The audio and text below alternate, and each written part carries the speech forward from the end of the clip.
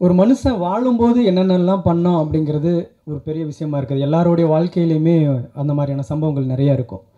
ஆனால் வாழ்ந்து மறைஞ்ச பிறகு அந்த மனிதன் ஏற்படுத்திய விளைவுகள் என்ன அப்படிங்கிறது தான் ஒரு வரலாறாக மாறும். என்னுடைய பர்சனல் லைஃப்பில் நான் அவர்கிட்ட வந்து வெள்ளை கிரகத்தில் கந்தசாமி அப்படின்ட்டு ஒரு கதையை நான் பண்ணுறேன்னு சொல்லி வாங்கி வச்சுருந்தேன். அது ரொம்ப நாளுக்கு முன்னாடியே அந்த கதையை நாங்கள் பண்ணுறதா டிஸ்கஸ் பண்ணி அந்த கதையை ஸ்கிரிப்டை ரெடி பண்ணோம். அப்போ அந்த கதையை எனக்கு கொடுத்துருங்கன்னு சொல்லி கொஞ்ச நாளுக்கு முன்னாடி அந்த கதையை நான் வாங்கி வச்சுட்டேன். இவர் சும்மா நல்லாவே இருந்தார். அடுத்த நாள் அவருக்கு உடம்பு சரியில்லை, ஹாஸ்பிட்டல் போனார். வந்துடுவார் நினச்சிக்கிட்டே இருக்கிறோம். பார்த்தா ஒரு நாள் இறந்து போயிட்டார். நான் கடைசி நாள் போகிறேன், அவரால் பேச முடியல, இறந்து போயிட்டார்.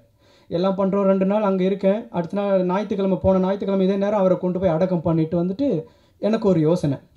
நாம் ஒரு கதையை வாங்கி வச்சோம், அது அவருக்கு தான் தெரியும். அடுத்து நம்ம இந்த கதையை பண்ணும் பொழுது என்ன சிக்கல் வரும், குடும்பத்தில் இருக்கிறவங்களோ சார்ந்தவங்களோ என்ன சிக்கல் வரும் அப்படின்ட்டு என் மனசுக்குள்ளே ஓடிக்கிட்டே இருக்குது. அது முடித்த பிறகு ஒரு மனிதன், ஒரு புரட்சிக்காரன் என்னெல்லாம் பண்ணுவான்னு நான் உண்மையிலே மெய்சிலிர்க்க வச்ச ஒரு நிகழ்வு. ராஜா சாரை கூப்பிட்டு அவர் உயிர் போகிறதுக்கு முதல் நாள் இந்த கதையை ராஜ்குமாருக்கு நான் கொடுத்துட்டேன், அவன் படம் பண்ணும்போது எந்த தொந்தரவும் பண்ணக்கூடாது அப்படிங்கிறதுக்காக இந்த கதையை கொடுத்துட்டேங்கிற விஷயத்தை சொல்லிட்டு போயிருக்கார். ஒரு மனுஷன் தன்னுடைய இறுதி நாள் அப்படின்னு நினைக்கும்போது என்னெல்லாம் நினைக்கலாம், எதோ கவலைப்படலாம், எதோ விஷயத்தை நினச்சி அவர் கவலைப்பட்டுட்டு இருக்கலாம். ஆனால் நம்மளால் ஒருத்தன் பின்னால் பாதிக்கப்படக்கூடாது, நம்மளை நம்பி ஒருத்தன் ஒரு கதையை வாங்கி வச்சானே, அந்த கதையை அவன் பண்ணனா நாம் சொல்ல வந்த கருத்து மக்களுக்கு போய் சேரும் அப்படின்னு நினச்சிருக்காரு. அப்படின்னா அவரோட இறுதி மூச்சு வரைக்கும் அந்த பகுத்தறிவு பிரச்சாரத்தை தான் அவர் நினச்சிக்கிட்டு இருந்தார் அப்படிங்கிறது ஒரு உதாரணம். அதே மாதிரி வெட்டுண்ட பெருமாள் அப்படின்னு ஒரு கதையை வந்து ப்ளூ சட்டை மாறன் அவர்களுக்கு கொடுத்தார். எனக்கு தெரிஞ்சு நான் கடைசி காலத்தில் அவர் 2 பேரை ரொம்ப நல்லவன்டா அப்படின்னு சொல்லி என்கிட்ட ஃபோனில் பேசினது 2 பேரை. ஒன்று சதீஷ் சார், தேவி சதீஷ் அவர்களை.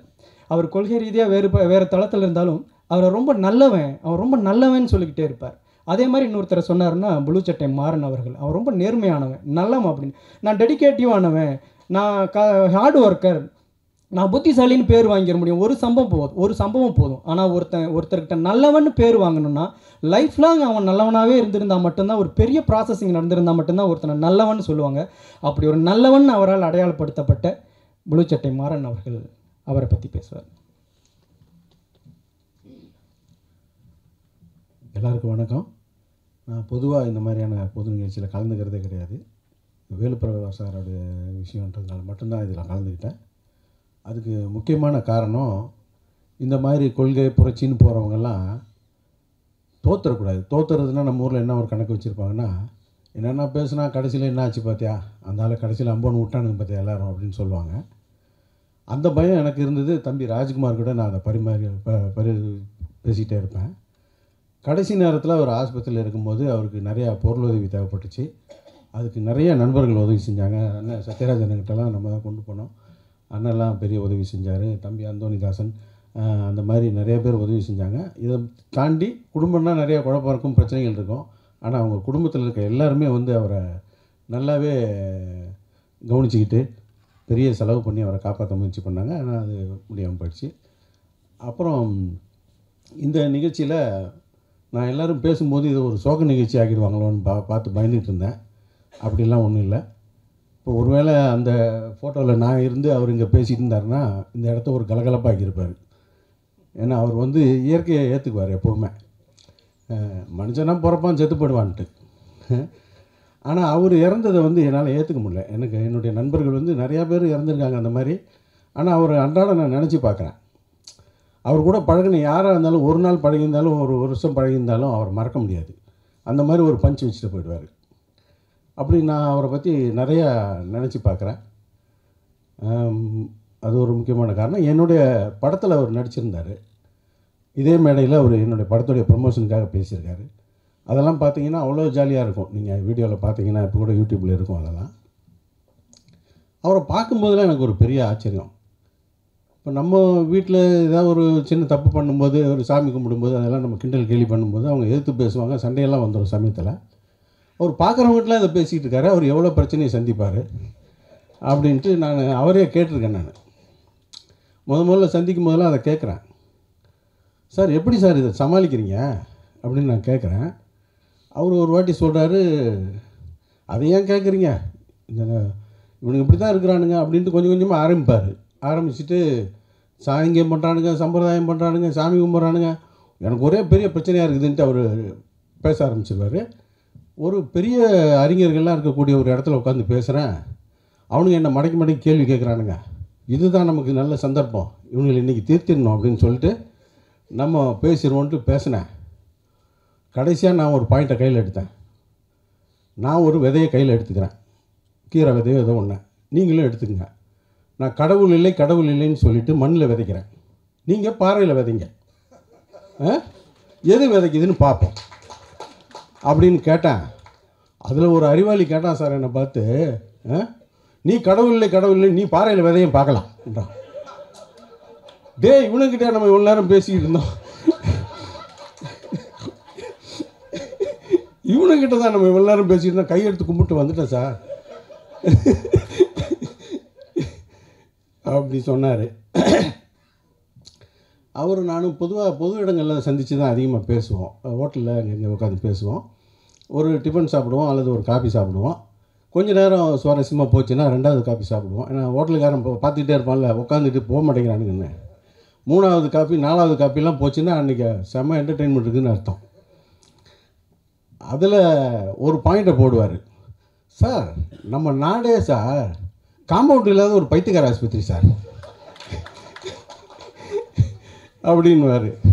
அப்போ இன்றைக்கி இருக்குது என்டர்டெயின்மெண்ட்டு அப்படின்னு சொல்லிட்டு 5வது காஃபி வரைக்கும் போயிடும். அன்றைக்கி செம காமெடியாக பேசுவார், பேசின விஷயத்தே தான் பேசுவார், இந்த மூட நம்பிக்கைகளை பற்றியும் கடவுளை பற்றியும் தான் பேசுவார்.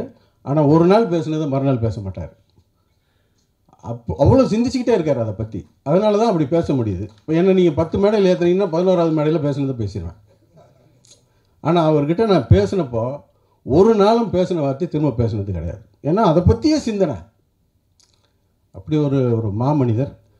ஒரு நாள்லாம் ஒரு கதை சொல்கிறாரு, என்கிட்ட உட்காந்து சொல்லிக்கிட்டு இருக்காரு.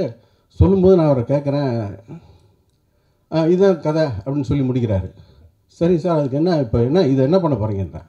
இது கதைங்க அப்படின்னாரு. இது என்ன பண்ண போகிறீங்க, இதெல்லாம் படமாக எடுத்தால் நல்லாயிருக்கும் அப்படின்றாரு. சார் இந்த கதையை எனக்கு கொடுத்துருங்களேன்ட்டேன்.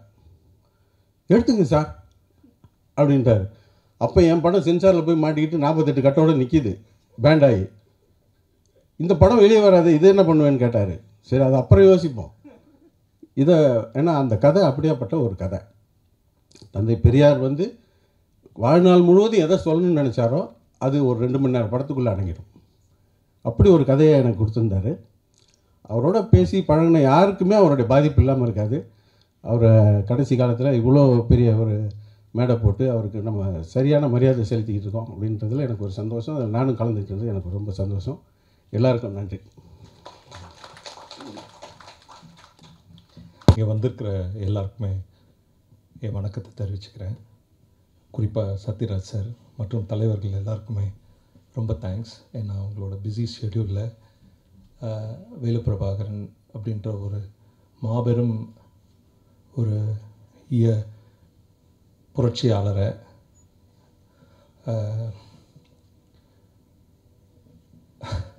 சாரி, இது என்னோடய முதல் மேடை. நான் திருப்பி சொன்னேன் வேண்டாம்னு சொல்லிட்டு. அதான் ஓகே. ஸோ அதனால் உங்கள் எல்லாருக்குமே ரொம்ப நன்றி. ஒரு கட்டத்தில் அதாவது நான் நினைப்பேன், அதாவது அவர் ஒரு பெரிய டெக்னீஷியன், அவர்கிட்ட தான் நான் கடவுள் படத்தில் ஒர்க் பண்ணேன், கேமராமேனாக ஒர்க் பண்ணேன், அதுக்கப்புறம் கது சார்கிட்ட ஒர்க் பண்ணேன். ஆனால் அப்போ நான் நிறைய டெக்னீஷியனை பார்த்துருக்கேன். ஆனால் எல்லாருமே ஒரு சின்ன விஷயத்த ரொம்ப பெருசாக அதை செஞ்சு, ஆனால் அதை அவுட்புட் பார்த்திங்கன்னா ஒரு சின்னதாக தான் இருக்கும். ஆனால் இவர் ரொம்ப சாதாரணமாக சில விஷயங்களை செய்வார், அது அவுட்புட் ரொம்ப பெருசாக இருக்கும். அப்போ நான் சொல்லுவேன், ஏன் இந்த கடவுள் மறுப்பு, இல்லை இது அது இது, நீ ஒரு டெக்னீஷியனாக இல்லை நீ ஒரு டைரக்டராக வேறு ஃபிலிம்ஸ் பண்ணலாம். ஏன்னா அந்த காலகட்டத்தில் இவரோடு சேர்ந்து இருந்த நண்பர்கள் பல பேர் கோடிக்கணக்கிலையோ லட்சங்கள்லையோ அவங்க ஏர்ன் பண்ணிகிட்டு இருந்த டைமில் எனக்கும் அவருக்கும் அதுதான் ஒரு கான்ஃப்ளிக்டாகவே இருந்தது.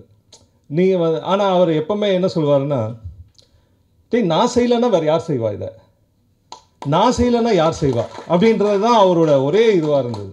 பணம்ன்றது யார் வேணால் சம்பாதிக்கலாம், ஆனால் இந்த கருத்தை சொல்கிறதுக்கு நான் மட்டும்தான்டா இதை நான் ஃபிலிமில் எடுத்துகிட்டு போக முடியும் அப்படின்றத கடைசி வரைக்கும் அவர் ரொம்ப ஆணித்தரமாக இருந்தார். இந்த லாஸ்ட் அவர் அதாவது ஹாஸ்பிட்டலில் இருந்த இந்த 10 நாள் நாங்கள் எல்லாருமே ஒன்றா பயணித்தோம் அவரோட, டே அண்ட் நைட் ஒவ்வொருத்தர் பார்த்துக்கிட்டு அந்த மாதிரி. அப்போ அந்த 10 நாளும் அவரோட டிஸ்கஷன் எல்லாமே ஃபிலிம் பற்றி தான் இருந்தது. ஃபிலிம் பற்றி, இல்லை நான் அடுத்து என்ன பண்ணும், நான் வந்து இந்த தாடி ஷேவ் பண்ணோம், இதை ட்ரிம் பண்ணிவிடு அப்படின்னு சொன்னப்போ கூட, டேய் முடித்த உடனே இப்போ ஷூட்டிங் போனோம், அந்த லாஸ்ட்டாக வந்து ஒரு சொர்க்கத்தில் பெரியார் அப்படின்னு சொல்லிட்டு, சொர்க்கலோகத்தில் பெரியார்னு சொல்லிட்டு ஒரு ஃபுல் ஐடியா பண்ணி, இதை நம்ம இப்போ உடனே ஷூட்டிங் போகணும், இது பண்ணால் தான் அது கரெக்டாக இருக்கும். அது ஹார்ட் அட்டாக் முன்னாடி வரைக்கும் அதுதான் பேசிட்டு இருந்தேன். ஆனால் அந்த ஆஸ்பத்திரியில் இருந்த அந்த 10 நாளும் அதை பற்றி தான் அவர் பேசிட்டு, அதை அப்படி எடுக்கணும், அதை இந்த ராஜ்குமார் கிட்ட அது பேசியிருக்கேன் பாரு, அந்த பேக்ரவுண்ட் பாரு. ராஜ்குமாரும் அந்த ஹாஸ்பிட்டலில் இருக்கப்போ டெய்லி ஒன்று அனுப்புவாப்பில், சார் இந்த பேக்ரவுண்ட் ஓகேவா, இதுதான் அவரோட, இது எங்களுக்கு எல்லாருக்குமே ஒரு ரொம்ப மன நிறைவாக இருந்தது. அதாவது அவருக்கு நல்லா தெரிஞ்சு போச்சு, அதாவது ஓகே இனி நம்ம வெளியே வர மாட்டோம்னு. ஆனாலும் லாஸ்ட் மினிட் வரைக்கும் அந்த படம், அந்த கடவுள் மறுப்பு இல்லை அதை பற்றி தான் அவர் சிந்திச்சிருந்தார். அப்படி ஒரு அண்ணனை நாங்கள் பெற்றதுக்கு ரொம்ப பெருமையாக இருக்குது. ரொம்ப நன்றி சார். தேங்க்யூ.